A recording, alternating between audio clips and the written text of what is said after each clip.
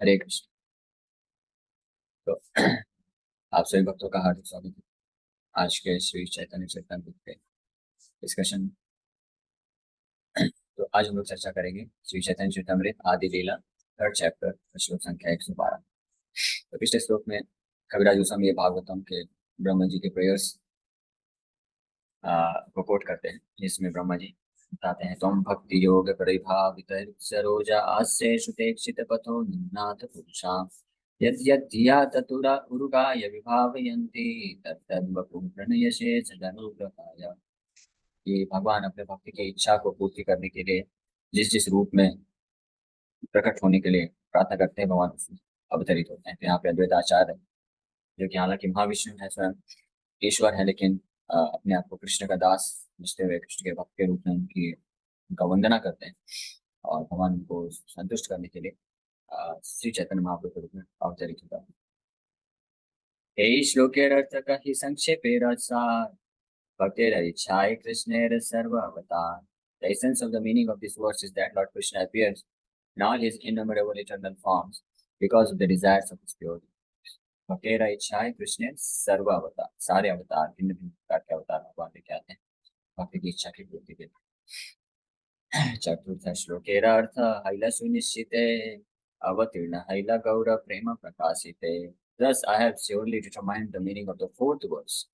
Lord Gauranga, Lord Chaitanya, appeared as an incarnation to preach unalloyed love of God. तो ये पहले अध्याय के जो शुरुआत के श्लोक हैं, मंगलाचरण, शुरू के 14 श्लोकों में कविराज गोस्वामी मंगलाचरण करते हैं भगवान। मंगलाचरण मतलब ऑस्पिशियस इन्वोकेशंस, शुभ प्रार्थनाएं करते हैं। उसका जो चौथा श्लोक था वो इस अध्याय का, ये अध्याय उस चौथे श्लोक का ही व्याख्या था। तो चौथे श्लोक में कविराज गोस्वामी वर्णन करते हैं भगवान के चैतन्य महाप्रभु के प्राकट्य का बाह्य कारण, अनर्पित चरिम चिरात करुणया अवतीर्ण कलौ। ये श्लोक था इस प्रकार से, उसी का ये लगभग 113 श्लोकों में व्याख्या किया। और वो कारण क्या है चैतन्य महाप्रभु के अवतरित होने का बाह्य कारण? वो है जिससे चैतन्य महाप्रभु प्रकट हुए भगवान के विशुद्ध अनन्य प्रेम को प्रचार प्रसार करके संसार के जीवात्माओं को कृष्ण के ब्रज का प्रेम को देने के। इस प्रकार से इस अध्याय को विराम करते हैं कविराज गोस्वामी। श्री रूप रघुनाथ पदे आरास चैतन्य चरितामृत कहीं Krishnadas. Praying at the lotus feet of Shri Rupa and Shri Raghunath, always desiring their mercy, I Krishnadas narrate Shri Chaitanya Charitamrita for loving dear Krishna। तो हर अध्याय के आखिरी में कविराज गोस्वामी इसी प्रकार से रूप रघुनाथ के चरण कमलों पे आशा व्यक्त करते हुए और उनकी कृपा की याचना करते हुए चैतन्य चरितामृत का उल्लेख करते हैं। और आज बहुत ही शुभ दिन भी है। आज श्रीला रघुनाथ दास गोस्वामी का जो है अपीयरेंस डे है। रघुनाथ दास गोस्वामी का प्राकट्य दिवस भी है आज। और भी कई महानाचार्यों का आज प्राकट आविर्भाव तिरुभाव दिवस है। विश्वनाथ चक्रवर्ती ठाकुर का भी आविर्भाव दिवस है और रघुनंदन ठाकुर का भी आविर्भाव दिवस है। तो रघुनाथ दास गोस्वामी का आज व्यास पूजा यानी प्राकट्य दिवस है। और रघुनाथ दास गोस्वामी चाहे कविराज गोस्वामी, कृष्णदास कविराज गोस्वामी के प्रमुख शिक्षा गुरु हुए और रूप गोस्वामी के शिक्षा गुरु हुए। दो शिक्षा गुरु रूप गोस्वामी और रघुनाथ दास गोस्वामी के चरण कमलों में हमेशा प्रार्थना करते हुए चैतन्य चरितामृत लिख रहे हैं कृष्णदास कविराज। अब अगला अध्याय है चैतन्य महाप्रभु के प्राकट्य के गुप्त कारण, कॉन्फिडेंशियल रीजंस, आंतरिक कारण। Confidential reasons for the appearance of Shri Chaitanya Mahaprabhu. Chaitanya Mahaprabhu के प्राकट्य के आंतरिक कारण। श्री चैतन्य प्रसादेन तदरूपस्य विनिर्णयम् बालोऽपि कुरुते शास्त्रम् दृष्ट्वा व्रजविलास। तो हर अध्याय के प्रारंभ में कविराज गोस्वामी श्री चैतन्य महाप्रभु की किसी अद्भुत कृपा का या महिमा का वर्णन करते हैं। और हर अध्याय के अंत में श्री रूप गोस्वामी, सनातन गोस्वामी के चरण कमलों में, रूप गोस्वामी और रघुनाथ दास गोस्वामी के चरण कमलों में उनकी कृपा की याचना करते हैं। उनके पूरे ग्रंथ का यही तरीका है। तो अब इस चौथे अध्याय के पहले श्लोक में वर्णन कर रहे हैं, by the mercy of Lord Chaitanya Mahaprabhu even a foolish child can fully describe the real nature of Lord Krishna. the enjoyer of the pastimes of Braja according to the vision of the revealed scriptures. बोल रहे हैं श्री चैतन्य प्रसादेन, प्रसादेन मतलब कृपा, श्री चैतन्य महाप्रभु की कृपा से तद रूपस्य विनिर्णयम्, तद रूपस्य विनिर्णयम्, विशिष्ट रूपेण निर्णयम्, यानी भगवान के रूप का, स्वरूप का अच्छे से पूर्ण रूप से वर्णन कर सकता है कौन? बालो अपि कुरुते शास्त्रम। बालो मतलब एक मूर्ख व्यक्ति भी, बालो मतलब चाइल्ड, ये बच्चे को बाल बोला जाता है, बालक बोला जाता है, बालो बोला जाता है। बालो का मतलब होता है जो मूर्ख है, जो ज्ञानी नहीं है, ज्यादा पढ़ा लिखा नहीं है। तो ऐसा मूर्ख व्यक्ति भी कुरुते शास्त्रम, शास्त्रों के अनुसार, अपने मन से नहीं, शास्त्रों के अनुसार भगवान के नाम रूप गुण लीलाओं का ठीक ठीक से वर्णन कर सकता है, प्रकट कर सकता है, समझ सकता है और उसको समझा भी सकता है, बता भी सकता है। दृष्टवा ब्रज विलासिना, और ऐसा कैसे कर सकता है? ऐसे भगवान कृष्ण जो कि ब्रज के विलासी हैं, जो ब्रज की लीलाएं करते हैं, उनको उनके नाम रूप लीलाओं को देख करके उनका निश्चित रूप में जो है वो पूर्ण रूप से उनका वर्णन कर सकता है श्री चैतन्य महाप्रभु की कृपा से। तो श्री चैतन्य प्रसाद, चैतन्य महाप्रभु की कृपा का ये एक अद्भुत फल है। ये चौथे अध्याय का इस पहले श्लोक में बोल रहे हैं। अगर आप याद होगा तो दूसरे अध्याय के, अगर देखें दूसरे अध्याय और तीसरे अध्याय के पहले श्लोक में चैतन्य महाप्रभु किस प्रकार से वर्णन करते हैं, तो कविराज गोस्वामी कि जो बालक भी है ना, वो भी तरे नाना मतग्राहा, नाना मतग्राह को प्राप्त कर सकता है। ये रहा दूसरे अध्याय के पहले श्लोक में, श्री चैतन्य प्रभु वंदे बालो अपि यद अनुग्रहा तरे नाना मतग्राह व्याप्तम सिद्धांत सागर। दूसरे अध्याय का नाम है कि the confidentials, Shri Chaitanya Mahaprabhu is supreme personality of God. Shri Chaitanya Mahaprabhu the supreme personality of, भगवान श्री चैतन्य महाप्रभु परम भक्त। और इस अध्याय में कविराज गोस्वामी ये भी स्थापित करते हैं कि कैसे कृष्ण वो परमेश्वर है। कृष्ण जो है ओरिजिनल भगवान, स्वयं भगवान, स्वयं रूप भगवान, कृष्ण आदि पुरुष है। और ब्रह्म संहिता और श्रीमद् भागवतम से 4 प्रमाण लेकर के इस बात को स्थापित करता है।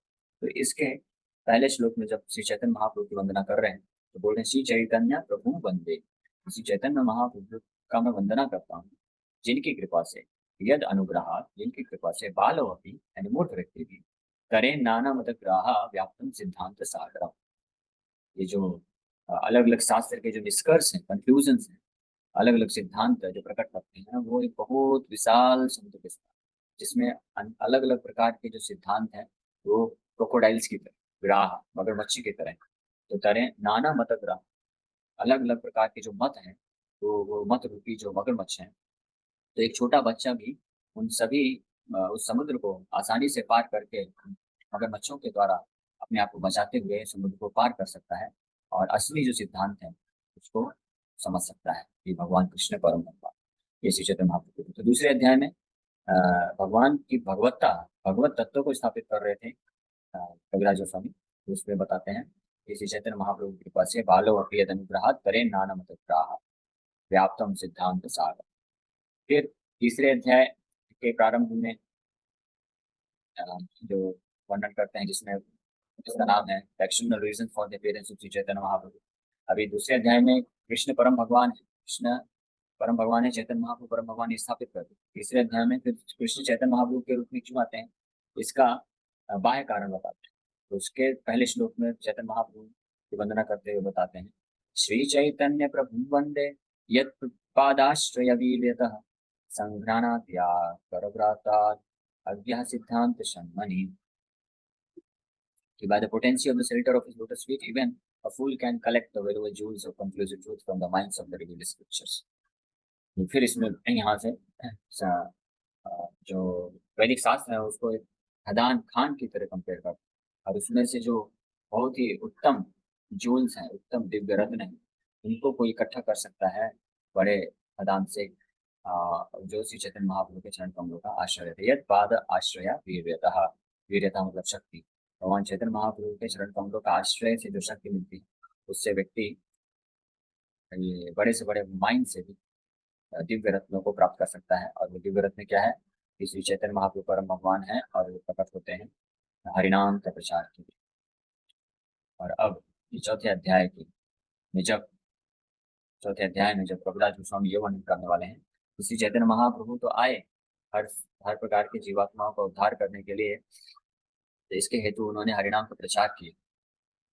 लेकिन साथ ही साथ ये तो बाह्य कारण है, और आंतरिक कारण क्या है उस चीज को इस अध्याय में वर्णन करेंगे। तो उस आंतरिक कारण को वर्णन करते हुए बता रहे हैं कि अब यहाँ पे प्रार्थना कर रहे हैं कि श्री चैतन्य प्रसादेन तद रूपस्य विनिर्णयम बालो अपि गुरुते शास्त्रम दृष्ट्वा ब्रज विलास। श्री चैतन्य महाप्रभु की कृपा से बालो विभूत व्यक्ति भी शास्त्रों के अनुसार अच्छी ठीक से पूर्ण रूप से भगवान के नाम रूप गुण लीलाओं का वर्णन कर सकता है, क्योंकि वो देख सकता है महाप्रभु की कृपा से दृष्टवा ब्रज विलास, कि ब्रज में विलास करने वाले हर प्रकार के रस रस के बिहारी रास बिहारी, तो वो साक्षात दर्शन कर सकता है। इस प्रकार से ऐसे महाप्रभु की कृपा से कोई भी व्यक्ति वर्णन कर सकता है। One can ascertain the meaning of this Sanskrit shloka only when one is endowed with the causeless mercy of Lord Chaitanya. Lord Shri Krishna, being the absolute personality of Godhead, cannot be exposed to the mundane instruments of reason. He reserves the right not to be exposed by the intellectual fits of non-devotees. Notwithstanding this truth, even a small child can easily understand Lord Shri Krishna and his transcendental pastimes in the land of Vrindavan by the grace of Lord Chaitanya. तो भगवान कृष्ण अपने आप को छुपा के रखते हैं, विशेष रूप से उनकी जो ब्रज की लीलाएं हैं वो प्रकाशित नहीं करने देते हैं। नाहम प्रकाश सर्वस्या योग माया समावृता। तो बड़े से बड़े विद्वान और ज्ञानी के सामने भी भगवान अपने आप को छुपा लेते हैं। कोई बोलेगा कि कैसे छुपा लेते हैं? तो शास्त्र में दिया है भगवान ने ब्रज में क्या क्या लीला किया है। तो शास्त्र में दिया है, लेकिन शास्त्र केवल पढ़ के उन लीलाओं को समझ नहीं सकता, साक्षात्कार नहीं प्राप्त कर सकता है जब तक श्री चैतन्य महाप्रभु की कृपा उसको नहीं मिला। कि कोई कितना भी शास्त्रों का ज्ञानी हो, विद्वान, सारे शास्त्र पढ़ता हो, जब तक वो चैतन्य महाप्रभु की कृपा प्राप्त नहीं करता है और शुद्ध भक्ति के जो ब्रज का रस उसको समझ नहीं पाता है, प्राप्त नहीं कर पाता है, तो वो या तो मायावादी बन जाएगा, निराकारवादी बन जाएगा, या एट द बेस्ट बहुत ज्यादा हुआ तो भगवान का ऐश्वर्य भाव में जो है भक्त बन सकता है। लेकिन जो ब्रज का पूर्ण रूप से शुद्ध ब्रज प्रेम उसको नहीं समझ सकता है, भले ही वो उन शास्त्रों को क्यों ना पढ़े। लेकिन वहीं दूसरी ओर चैतन्य महाप्रभु की ओर कृपा का कोई उदाहरण प्राप्त करता है तो छोटा बच्चा भी भगवान की वृंदावन की ब्रज की लीलाओं को बड़े आसानी से समझ सकता है। इसका क्या कारण है? क्योंकि यही श्री चैतन्य महाप्रभु के प्राकट्य का आने का कॉन्फिडेंशियल रीजन। महाप्रभु कौन है? भगवान कृष्ण ही। जब तक भगवान कृष्ण खुद है, जो ब्रज की लीलाएं हैं, जो ब्रज का शुद्ध प्रेम है, वो सबसे बहुमूल्य धन है। और वो कृष्ण जो है हर किसी को नहीं प्रदान करते हैं। और वो जो ब्रज की भक्ति है, शुद्ध प्रेम है, वो केवल केवल कृष्ण ही दे सकते हैं।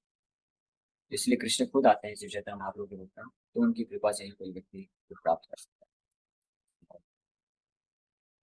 जय जय श्री चैतन्य जय नित्यानंदा, जय द्वैत चंद्र जय गौर भक्त वृंदा।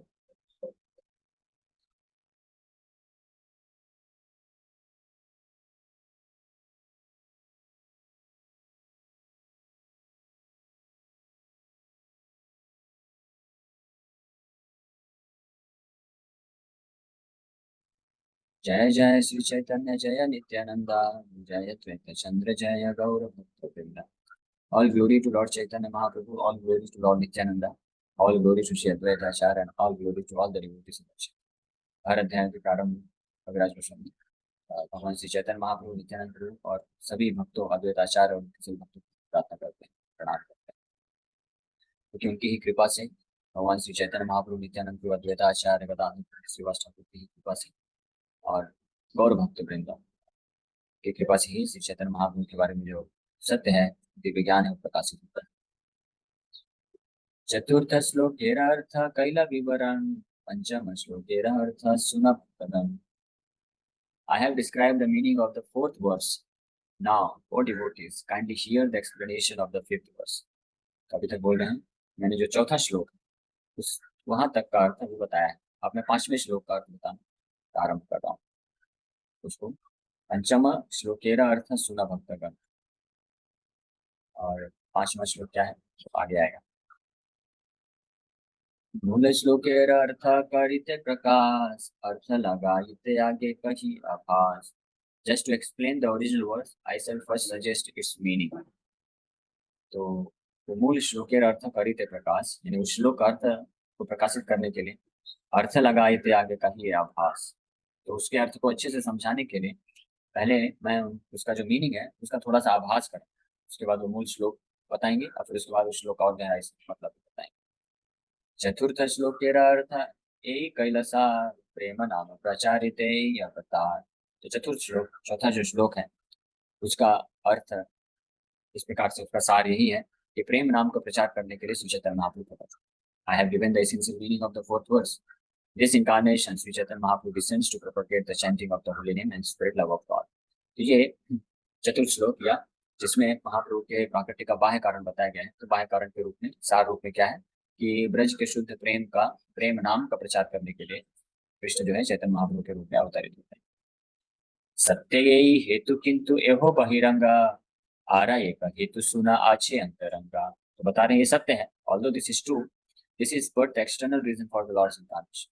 Please hear one another reason, the confidential reason for the lord's appearance. तो कविराज उसमें बता रहे हैं कि पिछले अध्याय में जो मैंने चर्चा किया कि श्री चैतन्य महाप्रभु क्यों प्रकट हुए, प्रेम नाम का वितरण करने के लिए प्रकट हुए, ये सत्य है, 100% सत्य है. लेकिन ये बाह्य कारण थे. अभी अंतरंग कारण क्या है, आंतरिक कारण क्या है, क्यों चैतन्य महाप्रभु के रूप में कृष्ण आए, वो सुनिए आप लोग. ऐसा कविराज वर्णन कर. In the third chapter, fourth verse, it has been clearly said that Lord Chaitanya appeared in order to distribute love of Krishna and the chanting of his transcendental holy name Hare Krishna. That was the secondary purpose of Lord Chaitanya's appearance. The real reason is different, as we shall see in this chapter. तो पिछले अध्याय के चौथे श्लोक में ही clear रूप में बताते हैं कविराज गोस्वामी कि भगवान चैतन्य महाप्रभु प्रकट हुए ब्रज का शुद्ध प्रेम जो है, कृष्ण के प्रति शुद्ध प्रेम है, उसको दान करने के लिए, उसको वितरण करने के लिए. और वो किस माध्यम से किया, उन्होंने हरे कृष्ण महामंत्र के प्रचार प्रसार के माध्यम से किया. लेकिन ये द्वितीय कारण था चैतन्य महाप्रभु, या बाहरी कारण था. जो वास्तविक रीजन क्यों वो प्रकट हुए, वो इस चैप्टर में, इस अध्याय में बताया जाएगा. पूर्वेन पृथ्वीर भार हरिबारे कृष्ण अवतीर्ण हैला शास्त्रे ते प्रचारे. The scriptures proclaim that Lord Krishna previously descended to take away the burden of the earth. जैसे शास्त्रों में बताया गया है कि कृष्ण पहले प्रकट हुए थे इस संसार के भार को, पृथ्वी का भार को नष्ट करने. शास्त्रों में ऐसा वर्णन प्राप्त होता है कि पृथ्वी में जब यदा यदा ही धर्मस्य ग्लानिर्भवति भारत अभ्युत्थान अधर्मस्य, अधर्मस्य, अधर्म जब बढ़ने लग गया तो भार बढ़ गया पृथ्वी का, तो उसको नष्ट करने के लिए भगवान कृष्ण अवतरित हुए. स्वयं भगवानेर कर्म नहीं भार हरण स्थिति करता विष्णु कर न जगत पालन. To take away this burden, however, is not the work of the Supreme Personality of God. The maintainer, Lord Vishnu, is the one who protects the universe. लेकिन ये तो मुख्य कारण नहीं था. इस पृथ्वी से भार, असुरों का भार हरण करना, ये कार्य भगवान कृष्ण का नहीं है, ये तो भगवान विष्णु का है. विष्णु जो है जगत पालन है, तो जगत पालन है, तो वो पालन करता है, पालन वो हरते हैं, वो जो धर्म की स्थापना करते हैं और अधर्म का विनाश करते हैं. तो फिर कृष्ण क्यों आए? किंतु कृष्णेर एहि अवतार काल भार हरण काल ताते हैला विशाल. लेकिन but the time to lift the burden of the world mixed with the time for lord Krishna's incarnation. लेकिन बता रहे हैं कि जब कृष्ण आने की योजना बना रहे थे, कुछ और कारण से, भार हरण करने का योजना नहीं था कृष्ण का, वो करने के लिए कृष्ण को नहीं आना पड़ता, उसके लिए तो भगवान विष्णु कोई भी अवतार लेके आके कर देते हैं. लेकिन जब ब्रह्मा जी के एक दिन में केवल एक बार कृष्ण आते, तो जब कृष्ण का योजना बन रहा था आने का, तो उसी समय ये भार हरण काल भी आ गया. इसलिए कृष्ण ने क्या किया, अलग से अवतार नहीं भेजा. तो जब खुद आए तो उन्होंने दोनों कार्य कर दिया, भार हरण का कार्य भी कर दिया, हालांकि वो उनका मेन बिजनेस नहीं. तो ठीक है, इसे अभी यहाँ पे समय होगा तो उनको विराम करते हैं, कल और इस पर विस्तार से चर्चा करेंगे. इसमें बेसिकली ये वर्णन करना चाह रहे हैं कविराज गोस्वामी, जिस प्रकार से कृष्ण, हालांकि उनका अधर्म का नाश करना, भार हरण करना उनका मुख्य प्रयोजन नहीं था, लेकिन कुछ और आंतरिक प्रयोजन से कृष्ण आना चाहते थे, और उसी समय भार हरण का काल भी आ गया, तो भगवान ने दोनों कार्य कर दिया. उसी प्रकार से श्री चैतन्य महाप्रभु का कुछ और कारण था, आंतरिक कारण कुछ और था जिसके लिए वो अवतरित होना चाहते थे, लेकिन उसी समय युग धर्म का प्रचार करने का भी जो है योग बन गया. तो श्री चैतन्य महाप्रभु जब आए तो उन्होंने दोनों कार्य कर दिए. तो इस प्रकार से कविराज गोस्वामी वर्णन कर रहे हैं. फिर आंतरिक कारण क्या है वो इसके बाद और अच्छे से डिटेल बताएंगे. Okay, so thank you very much. Hare Krishna. किसी बात का कोई प्रश्न है तो पूछ सकते हैं। हाँ, यस माता जी। ये क्वेश्चन था श्री चैतन्य महाप्रभु जी का क्या 2 विवाह हुआ था? यस। क्योंकि मैंने पढ़ा था श्रोतो फर्स्ट श्रोती माता जी ऑफ हो गए थे, फिर सेकंड। नहीं, ऑफ नहीं हुई, ऑफ नहीं बोलना चाहिए। ऑफ तो ये मुंबई की भाषा है, मुंबई में ऑफ सॉरी। बोल देते हैं। और चैतन्य महाप्रभु ने अपना पाठशाला खोला था जब नवदीप में रहते थे, निमाई पंडित के रूप में जानते थे। तो उनका विवाह हुआ था लक्ष्मी प्रिया माता जी के साथ, जो कि साक्षात लक्ष्मी है। तो चैतन्य महाप्रभु अपना पाठशाला बांग्लादेश गए थे, ढाका, पढ़ाने के लिए 2 महीने के लिए। तो अपने विद्यार्थियों को लेके गए थे साथ। तो वो 2 महीने में ही लक्ष्मी प्रिया माता को इतना विरह अनुभव हो रहा था चैतन्य महाप्रभु के विरह में, तो उन्होंने वो प्राण नहीं रख पाए, तो उन्होंने प्राण छोड़ दिया। जैसे दशरथ महाराज राम के विरह में 14 वर्ष तो कौन इतना इंतजार नहीं कर सकता, तो राम के विरह में प्राण त्याग दी। उसी प्रकार से लक्ष्मी प्रिया माता भी श्री चैतन्य महाप्रभु के विरह में उन्होंने शरीर छोड़ दिया और डायरेक्ट वैकुंठ वो चली गई। फिर बाद में विष्णु प्रिया माता जी, उनको उनसे विवाह होता है।